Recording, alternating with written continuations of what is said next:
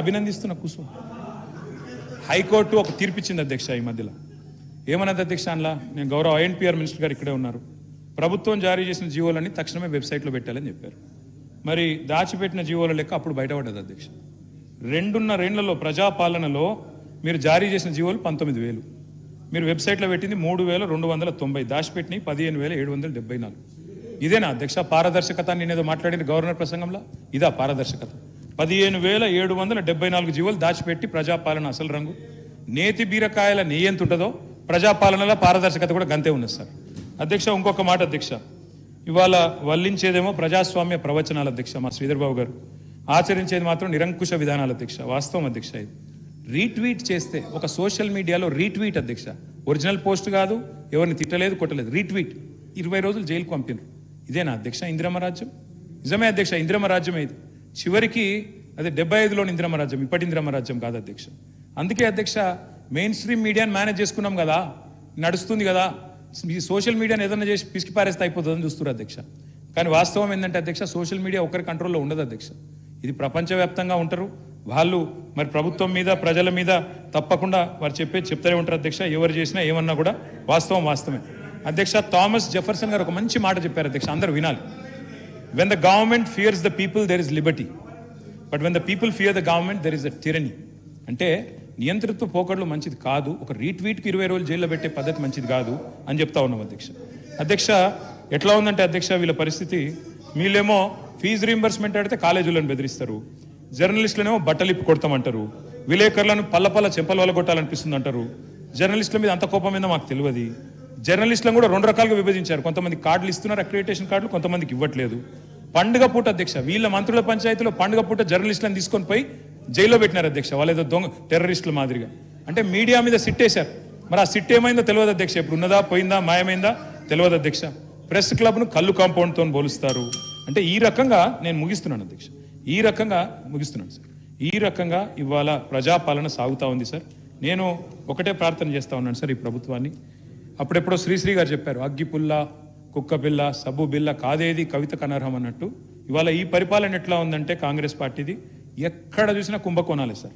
భూగర్భంలో బొగ్గులో గోల్మాల్, నదీ గర్భలో గోల్మాల్, రాలిపడే బూడిదలో గోల్మాల్, లిక్కర్ బాటిల్ మూతల మీద గోల్మాల్, కంచే గచ్చిబోలి భూముల్లో గోల్మాల్, అమృత్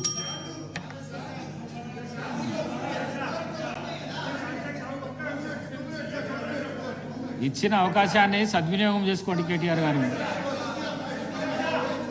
ఈ బురదలే కార్యక్రమం వదిలేసి ఇచ్చిన అవకాశాన్ని సద్వినియోగం చేసుకోండి. ప్లీజ్ కన్క్లూడ్ చేయండి. సార్ స్పీకర్ సార్, మీరంటే మర్యాద ఉంది సార్, మీరంటే గౌరవం ఉంది సార్. కానీ తమరు కూడా సార్ మా పార్టీ టికెట్ మీద గెలిచిన ఎమ్మెల్యే ఆ పార్టీ టికెట్ మీద ఎంపీకి పోటీ చేస్తే ఆయన నాడ కూర్చోబెడితే సార్ స్పీకర్ సార్ నిజంగా సార్ మీకు దయచేసి మా ప్రార్థన, దయచేసి మా ప్రార్థన sir. I'm appealing to you. నా మాట మొత్తం వినండి సార్. నా అపీల్ సార్, మీరు నిర్ణయం తీసుకున్నారు, తప్పకుండా దాంట్లో మాకేం విభేదం లేదు సార్. మీరంటే సంపూర్ణమైన గౌరవం ఉంది. ఒక్క నిమిషం. జ్యుడిషియరీలా కోర్టు కోతం, జడ్జిమెంట్ ఇస్తాడు. ఈ కోర్టు కాకపోతే ఇంకో కోర్టు కోతాం. జడ్జిమెంట్ నువ్వు మొత్తం చదవకుండానే ఎన్నో అభియోగాలు చేసినావు, అయినా నేను మీడియా ముందుకు రాలేదు. ఈ విషయంలో కూడా నువ్వు జడ్జిమెంట్ చదివినాక నాతో మాట్లాడితే నేను దానికి జవాబిస్తాను. దయచేసి ఈ ప్రశ్నించే దీన్ని మీరు తక్కువ చేసుకుంటే మంచిగా ఉంటుందని చెప్పేసి ఈ సభలను మీకు తెలియజేస్తాను. స్పీకర్ సార్, మీరంటే వ్యక్తిగతంగా గౌరవం ఉంది, మీరు నేను మిత్రులం, అందరికీ తెలిసిందే. కానీ మీరు తీసుకున్న నిర్ణయం తప్పైనా తప్పకుండా ప్రశ్నించే అధికారం, హక్కు నాకు సభ్యుడిగా ఇక్కడ ఉంటుంది సార్.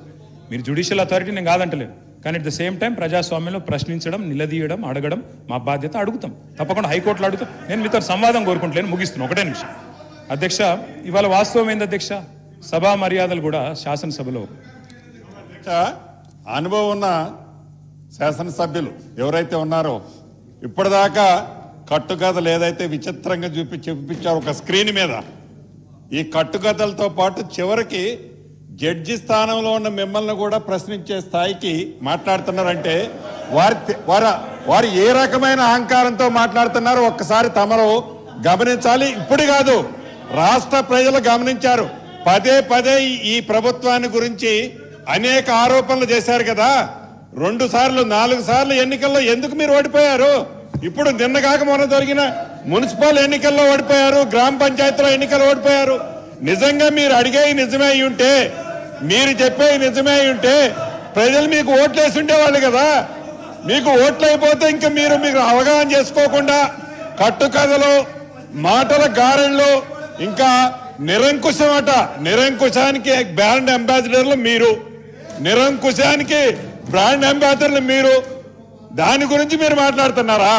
చివరికి మిమ్మల్ని అసందర్భంగా ఏది ప్రధానమైన సీట్లు జడ్జి స్థానంలో కూర్చున్న మిమ్మల్ని మీరిచ్చిన జడ్జిమెంట్ మీద క్వశ్చన్ చేస్తున్నారంటే వారు ఏ రకమైన అహంకారపూరితంగా ఉన్నారో. అసలు ఏది పార్టీలు మారే ప్రోత్సహించింది మీరు కాదు, ముందు దాని గురించి మీరు మాట్లాడుతున్నారా?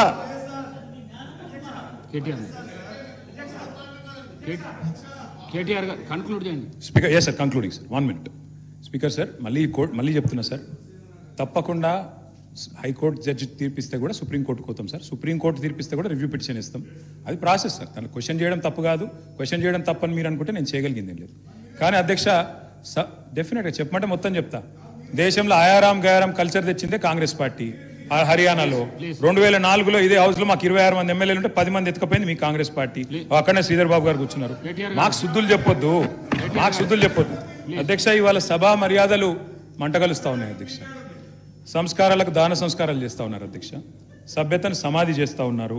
బజారు భాషలో దిగజారి దూషణ చేస్తున్నారు. మీరు కరెక్ట్ చేయడం లేదు. ముఖ్యమంత్రి స్వయంగా అక్కడ నిలబడి బడిదే అని మాట్లాడితే మీరు కరెక్ట్ చేయలేదు. దయచేసి సవరించుకోవాలని కోరుతా ఉన్నాం అధ్యక్ష. చివరిగా నేను ఒకటే చెప్తా ఉన్నాను అధ్యక్ష, ఇంతసేపు మీరు అవకాశం ఇచ్చినందుకు మీకు ధన్యవాదాలు. కానీ ఒకటి వాస్తవం అధ్యక్ష, గ్రహణం కూడా కొంతకాలమే ఉంటుంది అధ్యక్ష, 2 గంటలే ఉంటుంది. అందుకే అధికారం ఇచ్చిన అహంకారంతో అతిగా వ్యవహరించవద్దని గౌరవ పెద్దలకు నేను విజ్ఞప్తి చేస్తా ఉన్నాను అధ్యక్ష. మేము ఉద్యమాల ఉగ్గుపాలు తాగి వచ్చిన వాళ్ళం అధ్యక్ష. ఊరికేనే రాలేదు. 5వ సారి ఎమ్మెల్యేని ఊరికేనే రాలేదు. చాలా మంది అనుకుంటా ఉన్నారు అధ్యక్ష. మమ్మల్ని తిడితే భరిస్తాం అధ్యక్ష, మా మీద కేసులు పెట్టినా భరిస్తాం, కమిషన్లు వేసినా భరిస్తాం, వ్యక్తిత్వ హననానికి పాల్పడ్డా భరిస్తాం అధ్యక్ష. మాకేం భయం లేదు. కానీ తెలంగాణ తరపున ప్రశ్నించడం ఆపం. తెలంగాణ ఆత్మగౌరవానికి భంగం వాటిల్లితే మాత్రం ఆగం. తెలంగాణ ఖ్యాతికి మచ్చదెస్తే మౌనంగా ఉండం. తెలంగాణ హక్కులకు నష్టం కలిగితే చూస్తూ ఊరుకోం. తెలంగాణను తెరలు చేస్తే వదిలిపెట్టం. జై తెలంగాణ, జై కేసీఆర్. శ్రీ బలారాజీ.